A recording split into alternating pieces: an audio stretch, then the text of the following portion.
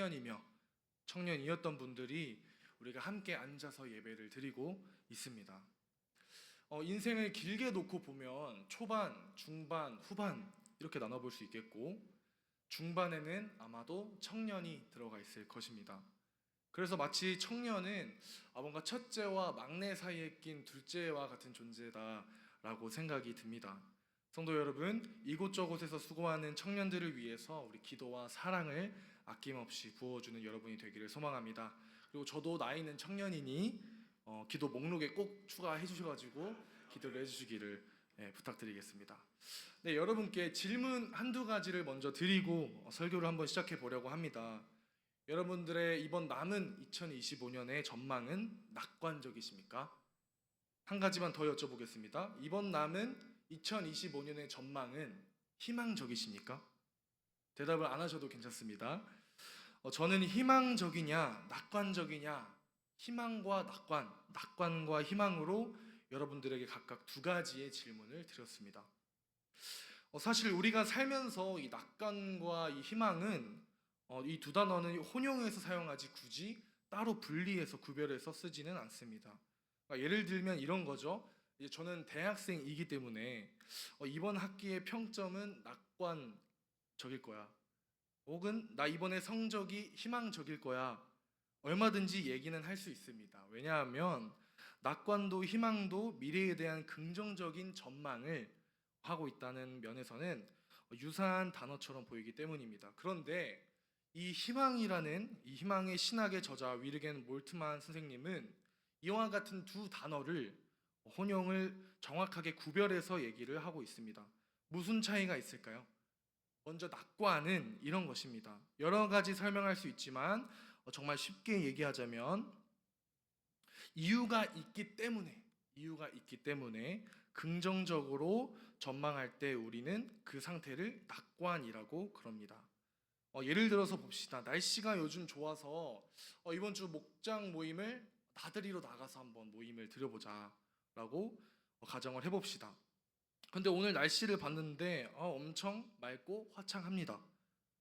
그래서 이번 목장 모임 나들이는 날씨도 좋고 아마 좋은 나들이 모임이 될 것이다 라고 생각을 하는 것이 바로 낙관이라는 것이죠. 여러분, 낙관은 그럴 만한 이유가 있는 것입니다. 그리고 긍정적으로 생각하게 되는 이게 낙관이라는 것입니다. 하지만 희망은 다릅니다.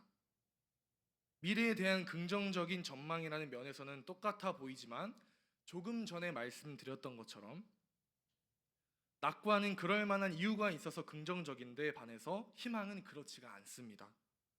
현재와 과거 그 어떤 상황을 살펴보고 긍정적으로 전망해 볼 만한 것이 아무것도 없음에도 불구하고 오히려 지금 모습만 놓고 보자면 낙담할 수밖에 없는 상황임에도 불구하고 외부로부터 오는 더 정확하게 말씀드리면 하나님께로부터 주어지는 약속이 있기 때문에 이 약속을 믿기 때문에 긍정할 수 있는, 전망할 수 있는 그것을 우리는 희망이라고 합니다.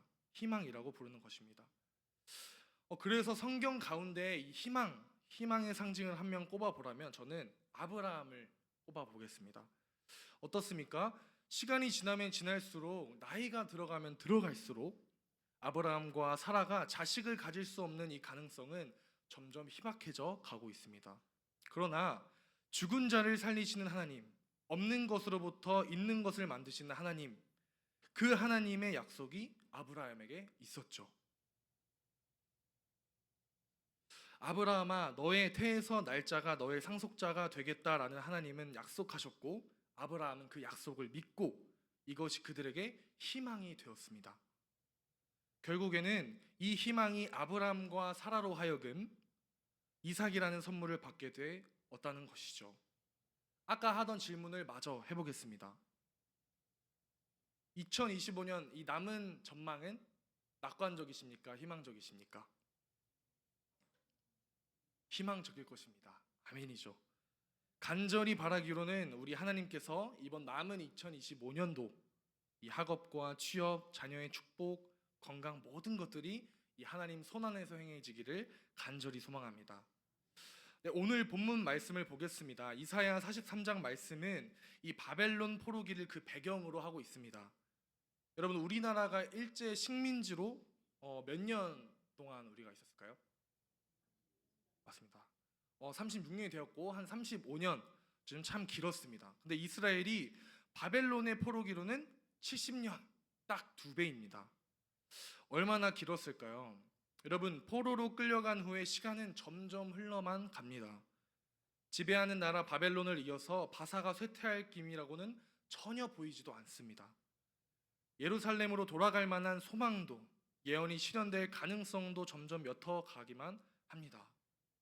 우리 조금 전에 낙관과 희망에 대해서 배웠지 않습니까?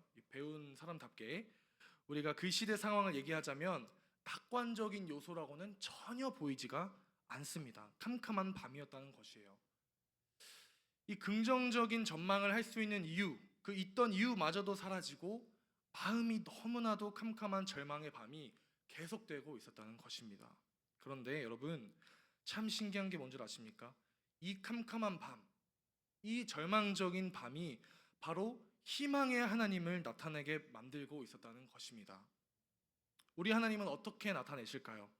이사야 43장 19절의 말씀을 제가 읽어봅니다. 보라, 내가 새 일을 행하리니 이제 나타낼 것이라. 너희는 알지 못하겠느냐? 반드시 내가 광야의 길을 사막의 강을 내리니. 아멘.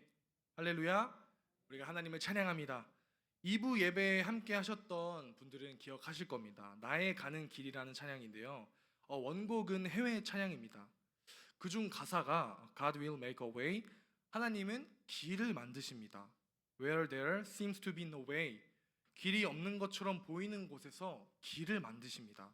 그리고 He works in ways we cannot see, 그는 일하고 계시지만 우리는 볼 수가 없습니다. But He will make a way for me, 그러나 그 하나님은 반드시 나를 위해서 길을 만들어 주실 것입니다. 우리 하나님은요, 희망의 하나님입니다. 아멘. 아무것도 없는 광야의 길을 만드시고 이 메말라 비틀어져 가는 사막의 강을 만드시고 죽은 자를 살리시고 없는 것으로부터 있는 것을 불려주시는 희망의 하나님을 찬양하는 우리 화곡중앙교회 여러분이 되시기를 간절히 축복합니다. 그 하나님을 믿으시는 저와 여러분들이 되기를 소망합니다. 이렇게 희망의 하나님을 발견하고 오늘 본문을 들여다보면 참 신기한 부분들이 보입니다.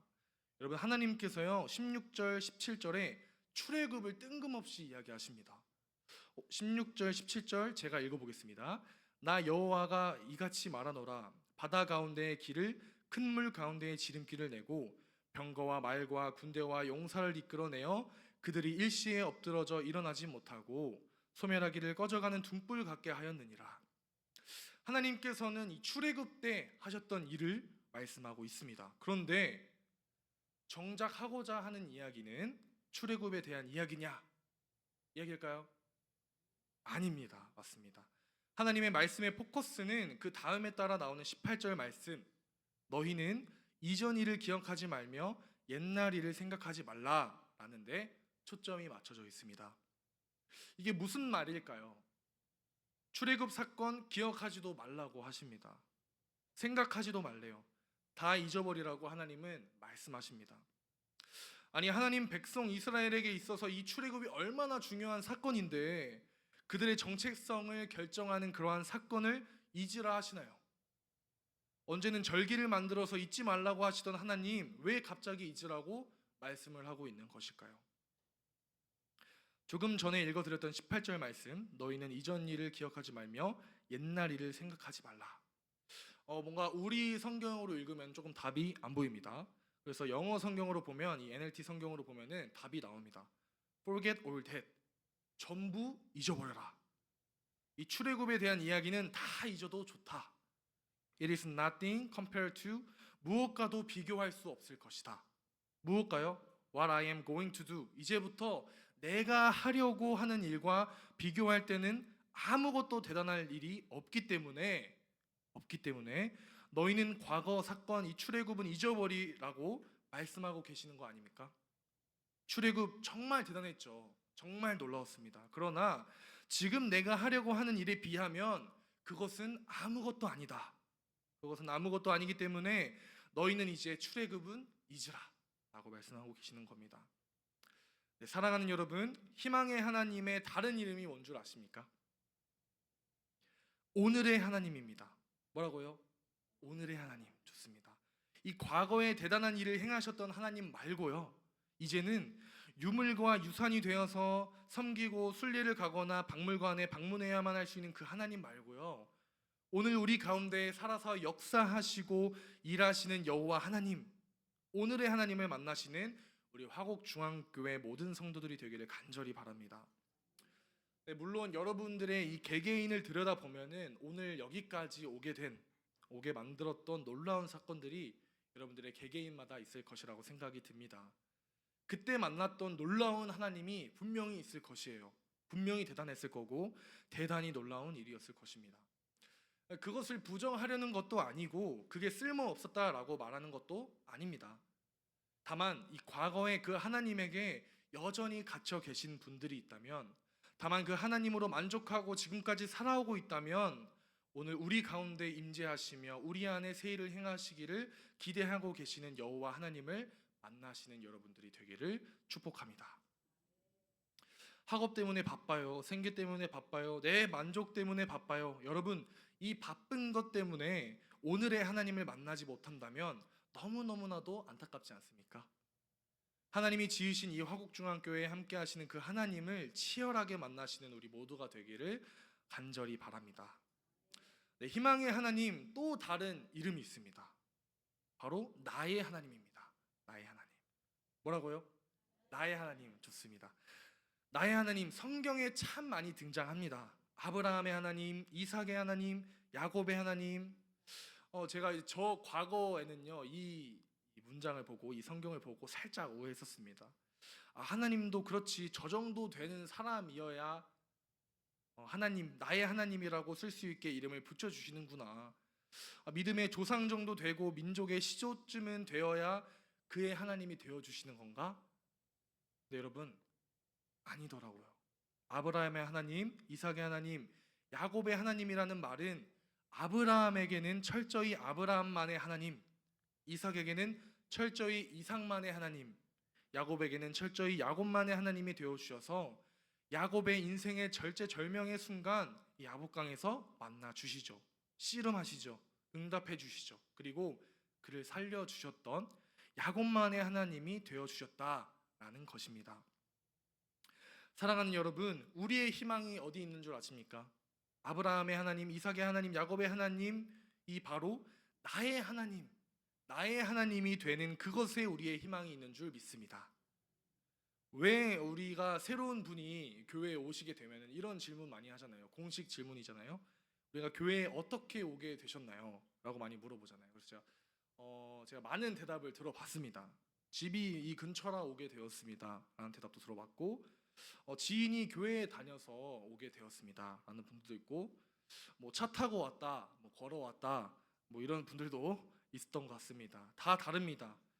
그러나 나를 아시고 나를 불러주시고 나를 쓰시고 나를 영원까지 인도하실 화곡중앙교회에서 나의 하나님 한 분 한 분을 치열하게 만나시는 우리가 되기를 간절히 바랍니다.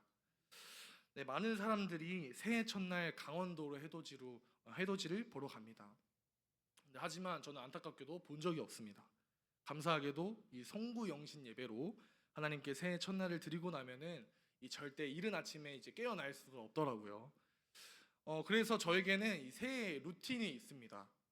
새해 첫날 아침에 눈을 뜨면은 이 유튜브에 검색해서 이 하나님이 창조하신 그 해가 올라오는 영상을 보고는 합니다. 또한 요즘에 유튜브로 정말 멋지게 촬영된 해돋이 영상이 많잖아요. 저는 그런 영상을 보면서 마음속으로 와, 진짜 아름답다 하며 감탄하곤 합니다. 그리고 그 해돋이 영상을 보고 나면은 저만 그런지 모르겠는데 그 알고리즘에 태양 관련된 과학 영상이 뜹니다. 그중 제가 좋아하는 과학 유튜버가 한 명이 있는데 그분의 영상 중에 제 마음을 멈추게 한 문장이 하나가 있었습니다. 바로 이 말입니다. 태양은 그 자리에 있습니다. 처음에는 뭔가 단순한 문장처럼 들렸어요. 근데 그 말이 자꾸 제 마음속에 맴도는 것입니다. 우리가 매일 해가 뜬다, 해가 진다 라고 말은 하지만 사실 태양은 늘 그 자리에 있었던 것이에요. 움직인 건 우리가 탄 지구였고 돌아선 건 우리의 시선이었고 바뀐 건 우리의 위치였을 뿐입니다. 저는 이제 한국 나이로 23살인데 그러니까 저는 제 인생에서 지금까지 8,395번 정도 해를 본 셈입니다. 그런데 놀라운 건 그 8,000번이 넘는 해가 매일 아침 한치도 어긋나지 않고 그 자리에 있었다라는 사실이에요. 해는 내가 보는 날이든지 내가 보고 싶지 않은 날이든지 그 많은 날이든지 어김없이 그 자리에 떠올랐다는 것입니다. 비가 오고 있어도 구름이 가로막혀 있어도 눈이 와도 태풍이 몰아치는 날에도 어김없이 해는 저 자리에서부터 붉게 떠올랐겠구나. 내가 몰랐을 뿐 우리가 몰랐을 뿐 해는 여전히 그 자리를 지키고 있었구나 느껴지더라고요. 직업병입니다. 그래서 야곱이 생각났습니다. 야곱이 생각났는데 아버지를 속이고 형에서 피해서 외삼촌 라반의 집으로 가고 있을 때 이 베델에서 돌베개에 자고 있었습니다. 꿈에서 하나님을 만나고 나서 깬 그 순간 그의 첫 마디가 뭐였습니까? 여호와께서 과연 여기 계시거늘 내가 알지 못했구나. 가족들에게 버림받은 줄 알았겠죠. 그렇게 쫓겨가는 자식, 하나님도 자기를 버렸을까 생각했을지도 몰라요. 그러나 야곱이 발견하지 못했을 뿐 여호와 하나님은 언제나 야곱과 함께하고 계셨습니다. 할렐루야, 아멘입니다. 내가 어디로 가든지 야곱이 어느 경로로 가든지 간에 하나님은 그와 동행하고 계셔 주셨다는 것입니다. 우리의 희망의 하나님도 마찬가지 아닙니까? 우리 눈에 보이지 않을 수 있습니다. 내 눈에 보이지 않아요. 캄캄한 밤일지도 모릅니다. 그 순간이 절망의 순간일지도 모릅니다. 그러나 그 어느 순간에서라도 희망의 하나님은 언제나 나와 함께 계셔 주셨다는 것입니다. 사랑하는 여러분, 저는 여러분들이 어제의 하나님이 아니라 오늘의 하나님을 만났으면 좋겠어요. 여러분들의 어머니의 하나님, 우리 할머니가 믿던 하나님, 우리 아버지의 하나님, 목사님의 하나님, 저의 하나님 좋지요. 귀합니다. 그런데 그 하나님이 아니라 나의 하나님, 여러분 한 사람 한 사람의 이름을 붙여가며 불러볼 수 있는 그 하나님을 매일같이 발견하시고 만나시고 힘 입으시기를 주님의 이름으로 간절히 축복합니다. 왜냐하면 그 희망의 하나님을 만나면 그 희망의 빛을 우리에게 비춰주시거든요.